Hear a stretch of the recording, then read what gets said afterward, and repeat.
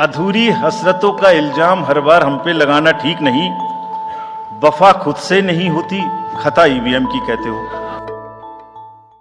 EVMs के बारे में मैं बहुत बार बता चुका हूं, लेकिन ठीक है, आपने फिर क्वेश्चन पूछा है तो, और देश में एक ऐसा अभियान भी चल रहा है जिसको बताना भी जरूरी है, इसलिए मैं थोड़ा विस्तार में बता ही देता हूं।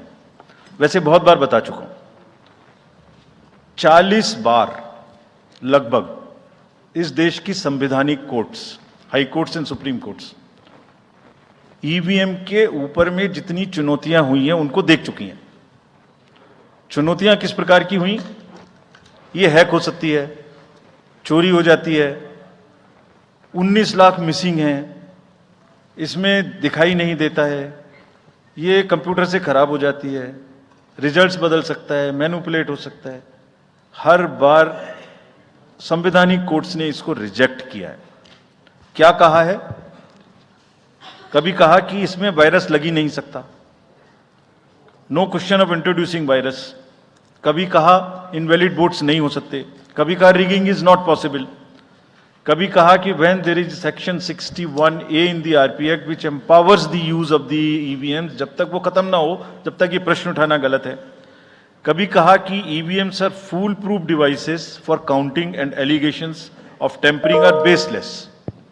कभी कहा कि आप एक के बदले 5 वीवीपैट गिनिए, वो हमने शुरू कर दिया। अब तो ये आ गया है नतीजा कि कोर्ट्स ने जुर्माना लगाना शुरू कर दिया। दिल्ली हाई कोर्ट ने मिस्चीवियस कहते हुए 10,000 रुपए का जुर्माना लगाया, फिर माननीय उच्चतम न्यायालय ने 50,000 रुपए का जुर्माना लगाया। अभी फिर रिसेंटली माननीय उच्चतम न्यायालय ने एक पिटीशन खत्म की है। कितनी बार सुनेंगे? क्यों बार बार वही बिलाप करना है? कोई चीजें तो हमसे पूछिए। हैक नहीं हो सकती, किसी सूरत में नहीं हो सकती, एंड जो परिणाम आते हैं वही प्रमाण है। बार बार परिणाम आते हैं। कोई भी ईवीएम लेके बैठ जाता है सोशल मीडिया पे, वो डिब्बा लेके बैठ जाता है, और आजकल एक नया ट्रेंड शुरू हुआ है, वो थोड़ा सा एक्सपर्ट भी बन जाता है।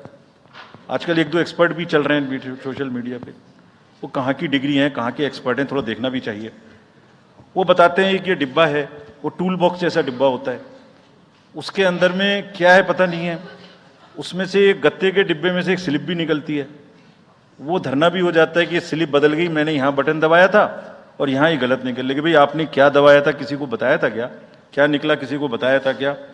अरे संविधान कोर्ट्स कह रही हैं। अच्छा, जितनी बार हमसे आप पूछेंगे उतनी बार हम उसका एक क्वेश्चन लेके आपको FAQs में डाल देंगे। 100+ क्वेश्चन है।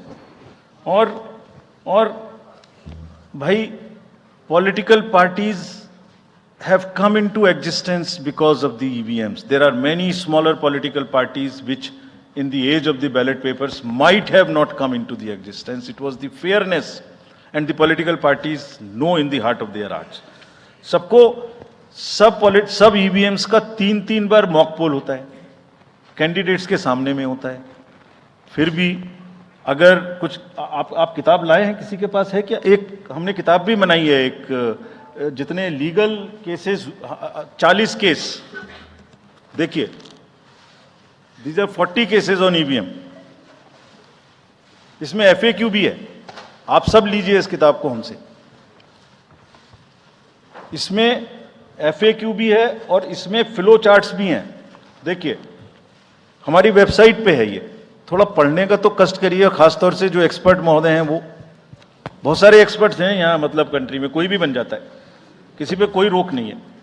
हमने इसमें चार्ट भी लगाया है कि कितनी बार सत्ता में रहने वाली पार्टियां ईवीएम ने बदल दी।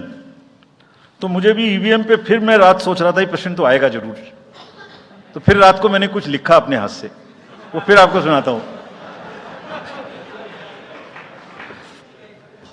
अधूरी हसरतों का इल्जाम, अधूरी हसरतों का इल्जाम हर बार हम पर लगाना ठीक नहीं। ये ईवीएम कह रही है, मैं नहीं कह रहा हूं। अधूरी हसरतों का इल्जाम हर बार हम पे लगाना ठीक नहीं। वफा खुद से नहीं होती, खता ईवीएम की कहते हो। और बाद में गोया जब परिणाम आता है तो उस पर कायम भी नहीं रहते, आप ही के पक्ष में रिजल्ट आ जाता है। ये क्या बात है भाई? कितने दिन? EVMs are 100% safe, 100% sure. We know now in last 2 years again we have done large number of improvements.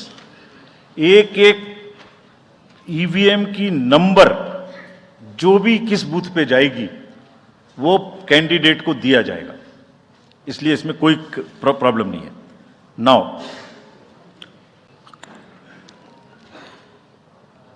जो एमसीसी के बारे में प्रश्न पूछा, जिसमें आप ये पूछना चाह रहे हैं कि हम बायस्ड होके किसी के खिलाफ एक्शन लेते हैं, किसी के खिलाफ नहीं लेते, यही आप प्रश्न बेसिकली पूछना चाह रही हैं। पूछना नहीं चाह रही हैं, आरोप लगा रही हैं, जिसका मुझे जवाब आपको देना चाहिए। Correct, very right, you have a question right to ask. आप पिछले 8, 10, 11 इलेक्शंस की सारे आरोप जितने हमारे पास आए हैं वो सबको एक बार पढ़िए। सबको पढ़ने के बाद सबके नोटिसेस देखिए जो हमने दिए हैं, उसमें जहां जहां कोई भी वायलेशन एस्टेब्लिश होता हो, उस नोटिस के बाद जवाब आने के बाद भी हमने ऐसा नहीं है सब में कार्रवाई की है। We are very, as I said, they are kind of.